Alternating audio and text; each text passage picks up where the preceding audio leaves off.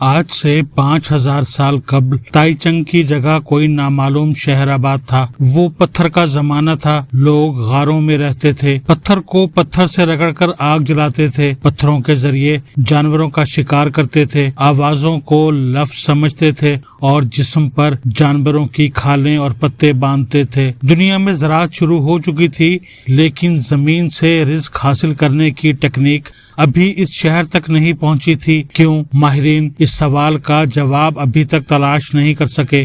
وہ شہر آباد تھا، لوگ اس میں رہتے تھے، لیکن پھر 2800 قبل مسیح میں ایک خوفناک زلزلہ آیا اور پورا شہر زمین میں دھنس گیا۔ مویشی، لوگ اور غار تینوں زمین میں دفن ہو گئے۔ وقت گزرتا رہا، لوگ آتے رہے، اس جگہ دوبارہ آباد ہوتے رہے، یہاں تک کہ یہاں تائی چنگ شہر آباد ہو گیا۔ یہ اب تائیوان کا وسطی شہر ہے۔ اس کا رقبہ 2215 مربع کلومیٹر اور آبادی 27 لاکھ ہے۔ یہ شہر صنعتی بھی ہے۔ آج سے کئی سال پہلے مئی 2014 میں آثار قدیمہ کے ماہرین کو تائی چنگ کے نیچے قدیم شہر کے آثار ملے۔ کھدائیاں شروع ہو گئیں۔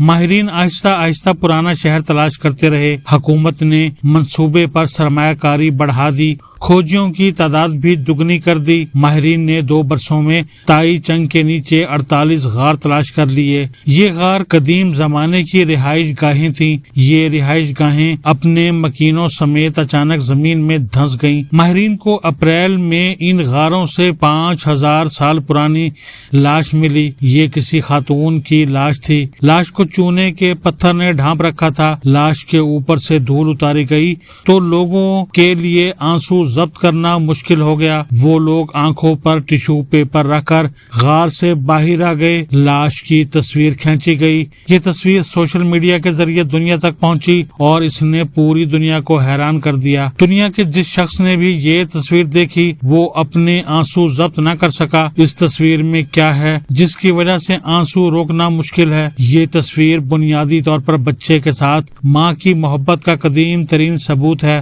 یہ ایک ماں اور نوزائیدہ بچے کی تصویر ہے۔ ماں غار کی دیوار کے ساتھ ٹیک لگا کر بیٹھی ہے، بچہ اس کی گود میں ہے، وہ بڑے پیار سے بچے کی طرف دیکھ رہی ہے۔ بچہ بھی محبت اور حیرت سے اپنی ماں کی طرف دیکھ رہا ہے۔ محبت اور حیرت کے اس وقفے کے دوران زلزلہ آ گیا۔ ماں نے بچے کو بچانے کے لیے اسے اپنے ساتھ لپٹا لیا۔ غار بیٹھ گیا۔ وہ دونوں چونے کے پتھروں میں منجمد ہو گئے۔ قدرت کو محبت کے یہ لمحے اتنے پسند آئے کہ اس نے انہیں فریز کر دیا اور بچے کی یہ محبت 5000 سال تک پتھروں میں محفوظ رہی۔ ماہرین نے لاش کا کاربن ٹیسٹ کیا۔ یہ لاشیں 4800 سال پرانی نکلی۔ یہ دنیا میں ممتا کا قدیم ترین فاسل ہے۔ اس سے قبل عورت اور مرد کی محبت کا قدیم ترین فاسل اٹلی کے شہر پمپئی سے دریافت ہوا تھا۔ پمپئی نیپلز کے قریب واقع تھا۔ یہ شہر حضرت داؤد علیہ السلام کے دور میں آباد ہوا اور یہ اپنے دور کی جنت کہلاتا تھا۔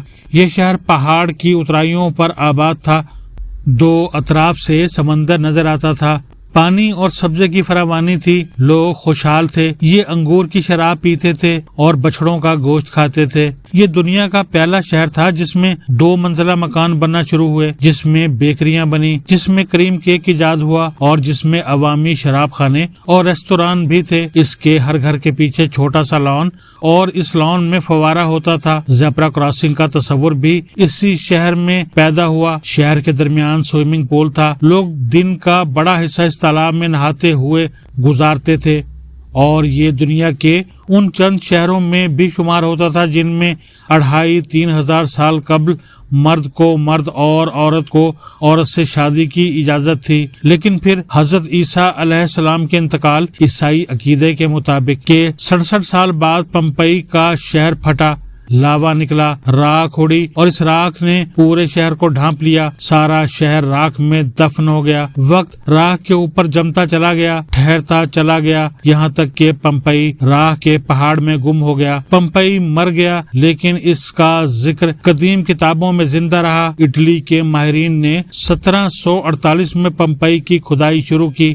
آثار قدیمہ دریافت ہوئے اور یوں پوری دنیا حیران رہ گئی۔ ان آثاروں میں لاشیں بھی تھیں، راکھ میں دفن لاشیں۔ ان لاشوں میں ایک جوان جوڑے کی لاش بھی تھی۔ یہ عورت اور مرد تھے۔ یہ موت سے پہلے ایک دوسرے کے ساتھ اس طرح لپٹ گئے جیسے یہ ایک دوسرے کو بچانے کی کوشش کر رہے ہیں۔ آسمان سے لاوا اور راکھ برسی اور یہ دونوں اس میں دفن ہو گئے۔ ماہرین 2000 سال بعد ان تک پہنچے۔ ان کے جسم سے راکھ اتاری گئی اور دیکھنے والوں کی آنکھیں نم ہو گئیں۔ یہ دونوں لاشیں آج بھی پمپئی کے میوزیم میں رکھی ہیں۔ ہالی ووڈ نے پمپئی کے نام سے ان پر بڑی خوبصورت فلم بنائی۔ مجھے 2006 میں پمپئی جانے کا اتفاق ہوا۔ میں نیپلز گیا، وہاں سے پمپئی گیا، سارا دن پمپئی کے کھنڈرات میں گزارا، رات سورنتو میں گزاری اور اگلا دن کیپری کی چٹان پر بنے کیپری شہر کی چھوٹی گلیوں میں گھومتا رہا۔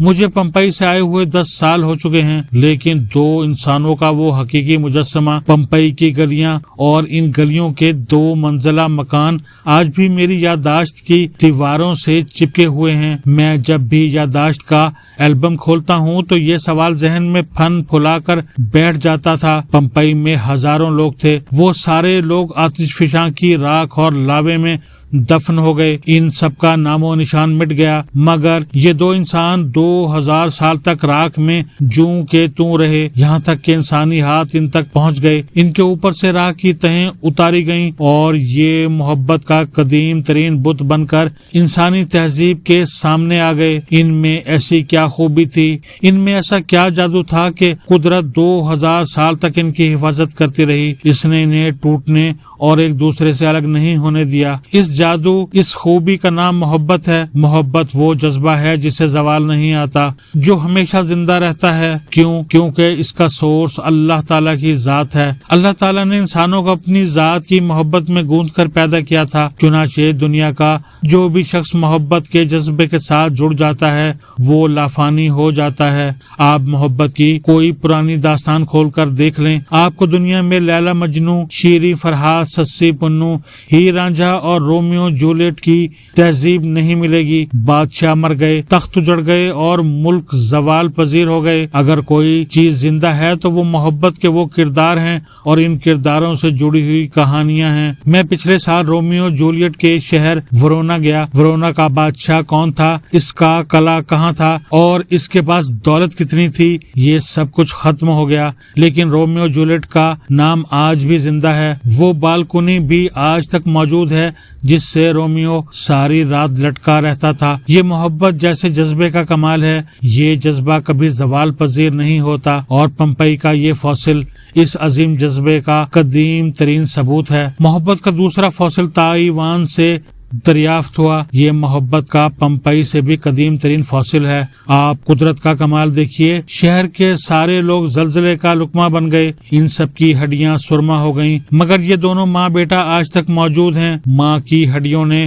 4800 برسوں سے بچے کو ہاتھوں میں اٹھا رکھا ہے، اس کے چہرے کی ہڈیوں میں آج تک ممتا زندہ ہے، بچے کی حیرت بھی آج تک موجود ہے، وہ آج بھی لرزتی کانپتی دیواروں، گرتی چھتوں اور غار کے بیٹھتے فرشوں میں اپنی ماں سے آنکھوں کے ذریعے پوچھ رہا ہے، ماں یہ کیا ہو رہا ہے، کیا ہم مر رہے ہیں؟ اور ماں اپنی پلکوں کے برش سے وقت کے کینوس پر لکھ رہی ہے، میرے بچے، میرے لال، تم پریشان نہ ہو، میں مر بھی گئی تو بھی تمہیں اپنے بازوں سے جدا نہیں ہونے دوں گی۔ اور ماں نے صرف یہ کہا نہیں بلکہ ثابت بھی کیا، وہ 4800 سال اپنے بچے کو بازوں میں چھپا کر بیٹھی رہی، یہاں تک کہ دنیا اس تک پہنچ گئی۔ میری خواہش ہے یہ تصویر دنیا کی ہر ماں کے سرہانے ہونی چاہیے، اور اسے صبح و شام کم از کم 2 بار یہ تصویر ضرور دیکھنی چاہیے۔ کیونکہ ہو سکتا ہے یہ تصویر دنیا کی ان تمام ماؤں کو طاقت دے جو کوئٹہ کی اس ماں کی طرح اپنی 4 بچیوں کو پانی کی ٹینکی میں ڈبو کر